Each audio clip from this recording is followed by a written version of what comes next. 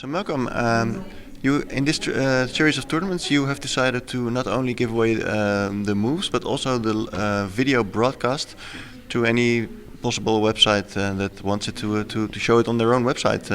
Can you explain the philosophy behind this? Well, I think it's a democratic philosophy. It's saying that the game of chess is a global game. We want as many people as possible to enjoy the game, and we've got no ambitions of trying to restrict it or monetize it in any kind of pay-per-view way. We just don't think that's the way forward. In fact, looking at the general way the internet's developed, surely the way to do things is to try and involve as many people as possible in the activity you're trying to promote. We think this is the way to do it. In the past, of course, it's been a very, if you like, chess-oriented, chess player-oriented presentation that most people have been given. But here what we're doing is we're trying to make it a little bit more, if you like, for the non-chess player, particularly in French. And we're sort of encouraging some of the English broadcasts as well to try and drop the level a bit, just a little, and try and involve far more people. The point is that having an association with Vivendi, with Dailymotion Games, enables us to use a platform to put all these different streams and make them available to everyone. Previously, this would have been extremely difficult to do or would have required a huge amount of money. This way, with Dailymotion Games, we can put all the video streams in one platform. You can put all the commentary streams in one platform.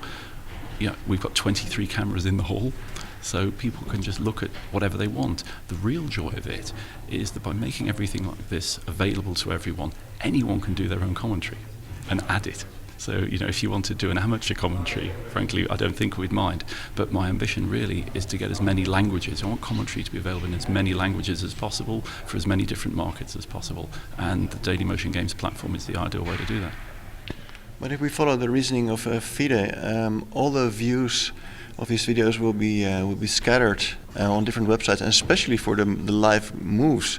Fide, or maybe Egon, I should say, said if we only have people watching it on our side, we will have the maximum number of views, and then we can make sponsors happy with those numbers. So what is the difference here?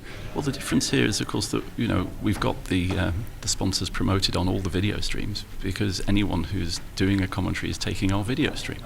So the sponsors get the promotion, and they get it in a much easier way without having to force people to go somewhere and watch something.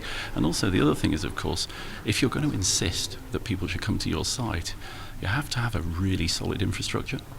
I mean, I remember right back in 1997 when I was the consultant to IBM in the Deep Blue match, I sat in front of the IBM executive board, and they said to me, "So, Mr. Pein, what's going to happen with this chess on the internet?" And I said, "Well, gentlemen, I know I'm just a relative nobody chess player who's come over from London to talk to you about chess, but the first thing that's going to happen to you when Gary makes his first move is your internet site's going to come down.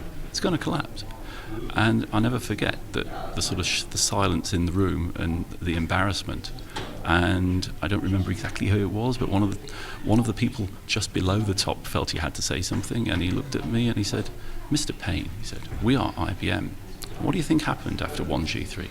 Oh, the IBM website came crashing down." And I watched the server farm collapsing. There was a guy in the in the web room who had the server farm on his laptop. And so first of all, you need this colossal infrastructure, and it's not always possible to service all the demand. And secondly, of course, you absolutely have to get it right. I mean, if anything goes wrong, then it's wrong for everybody. And the other thing is also, I just don't believe that chess moves can be copyrighted in this way. I think that matter was closed some time ago, and I don't really think it's just the way we want the chess world to develop. I mean, certainly I'll give you the example in Britain, of course, for example, with sports like cricket, which I know is probably not a sport that a lot of people watching this interview know about, but it's a very, very popular sport in Britain. And in fact, even for football, even for soccer, because of the influence of money, these sports now are not actually as widely available to people as they were before, because they're all on pay TV channels. Not everyone can afford to pay for them. And I don't think that's the way to popularise a game. Once your game is incredibly popular, fine, then maybe you have, the marketing muscle and the popularity to make your game exclusive. But chess isn't at that stage. It's not remotely at that stage yet. It's 10 years, 20 years away from being able to say, "It's mine, I'm keeping it, and if you want it, you've got to pay for it." Right now, what we've got to be doing is propagating the product, refining the product, and that's what I'm trying to do.